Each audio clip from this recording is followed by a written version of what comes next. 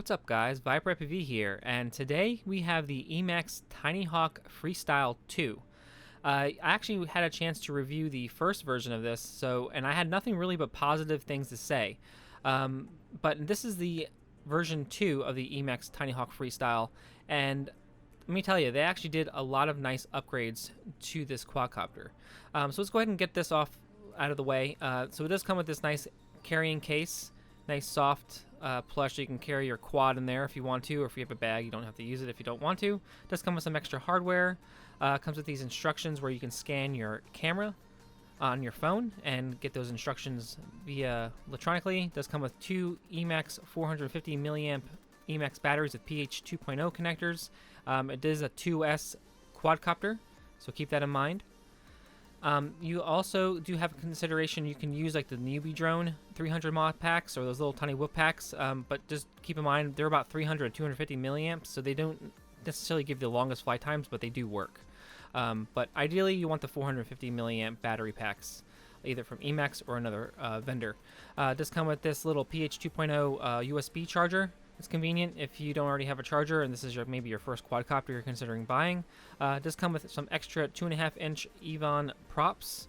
So I probably would, maybe you want to pick up a couple extra. I mean, you're not going to go through a ton of props, but if you're going to be bashing this thing hard outside, definitely consider that. And also, let me zoom in here so we can go over all the components. All right, so starting off with some of the components. Now, this is one of the biggest upgrades. It's the RunCam Nano 2 camera. The original one had a really kind of a board camera, which was really kind of terrible. Does have this camera protection in the front and the frame, which is nice. And then we also do have these Emax 1103 7000 kV motors. They pretty much kept it the same from the first version. Now moving over to the flight controller, it does have a Maytech based F4 flight controller. It does have a 25, 100, and 200 milliwatt selectable smart audio VTX, that's one of the biggest upgrades besides the camera. And then we also do have a pH 2.0. It is a 2S quadcopter, so it does use approximately 450 milliamp batteries. Did have already a FreeSky receiver, which is in D8. No complaints there. And the frame feels pretty rigid, especially for a 2.5-inch quadcopter. It's not going to have a lot of momentum, so it really shouldn't break any arms or bottom plates or anything like that. The antenna is kind of really weirdly mounted there. I did notice also that the motor wires were a little long as well, so watch out for that. But let's go ahead and give this thing a flight and see exactly how the Tinyhawk Freestyle 2 performs.